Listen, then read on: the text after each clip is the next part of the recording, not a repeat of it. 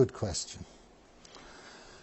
So we can adopt what's known as a Wittgensteinian approach to semantics. What do we mean by money? Well, if it's how people use the word is the meaning. There's no sort of Platonic thing that the word money points to and that's it. It's how we use the word.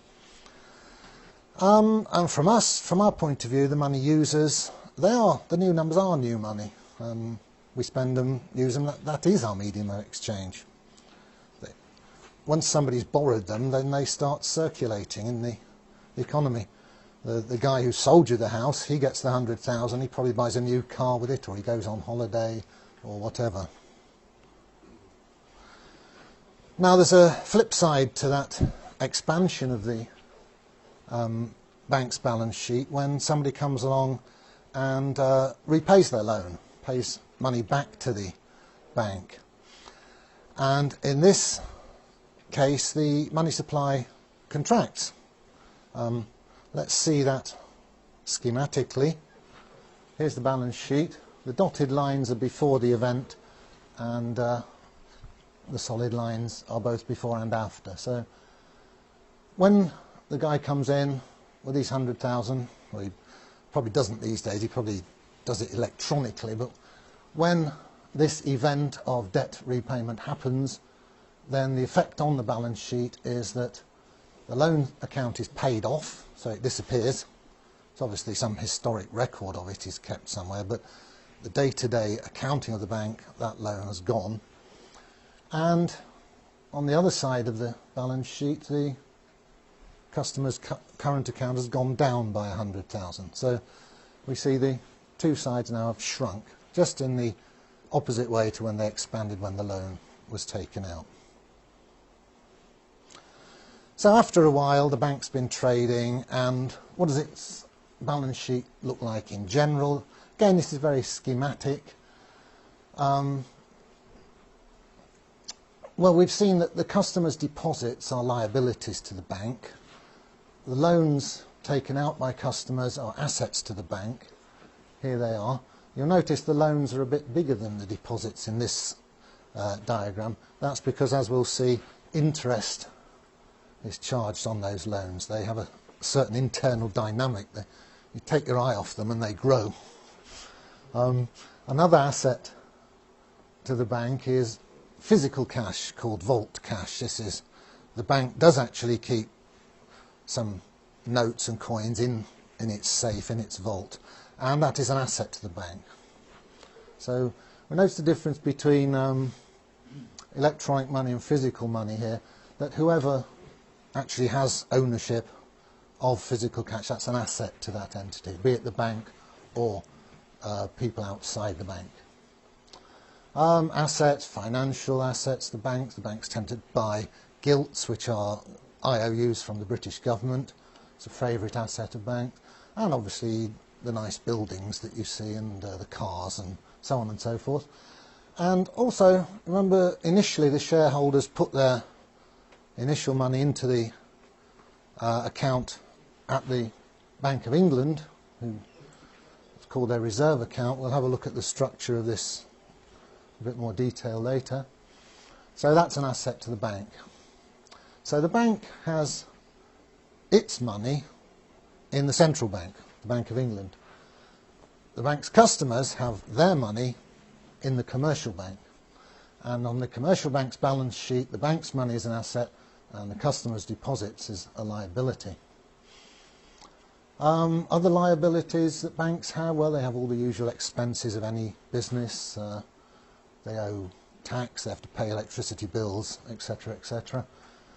But like any business, they have this shareholder's capital account, which is a number on the liability side of their balance sheet, and it represents something quite important. It's what the shareholders would get were the bank to be wound up now.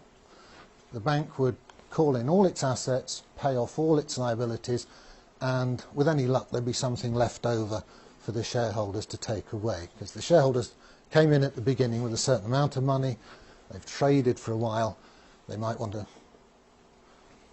stop trading now and walk away with some loot. So that's where it accumulates in their shareholders' capital account. So we've now seen where this electronic money comes from, how it gets into circulation, how it comes into being. And looking back, you can see that bit by bit in the past, it's all been borrowed into existence by somebody. And these people out there who, or some in here probably, who borrowed these digits into existence, got them into the banking system, they're paying interest on them. So every electronic pound going round and round the economy, some poor so-and-so somewhere is paying interest on it. So that means that if you think of the whole money supply, or the electronic bulk of it, which is more or less all of it these days, then that money supply, that medium of exchange, is actually on loan to us.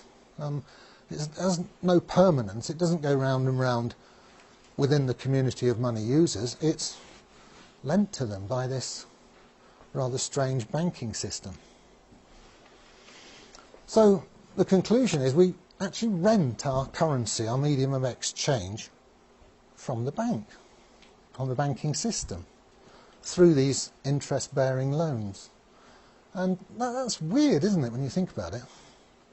These numbers, they charge us for using their numbers, which cost them nothing to type in. Well, yeah, my numbers are as good as their numbers. As a mathematician, I must say this. So why am I forced to rent their numbers? So I like the phrase that we have a rent-a-currency system. Let's look at it schematically. Well, here's us in the economy. These arrows mean the money's going round and round. And what goes round and round up there is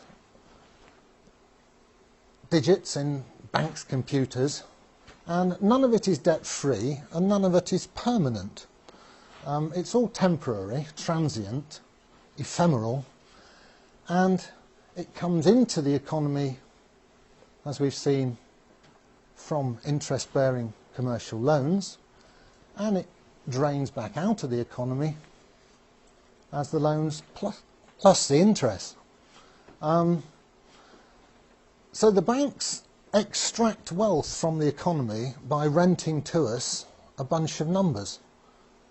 It's quite a good business, isn't it?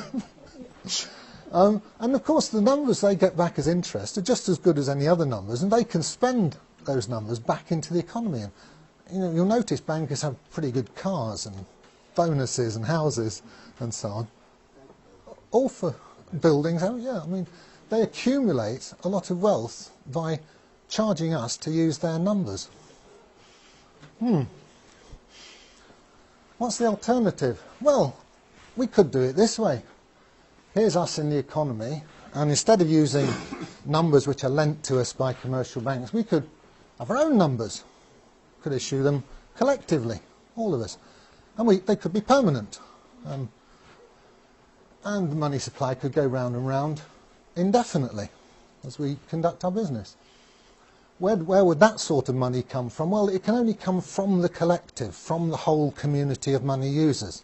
You don't want any privileged minority doing it and making lots of profit out of it. Let's do it all together. We're all going to use these numbers.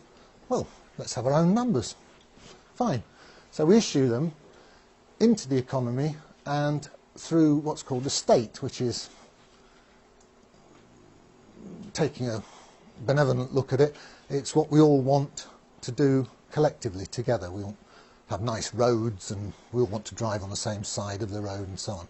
So I'm just having a dig at the anarchists here who often I debate with on the internet.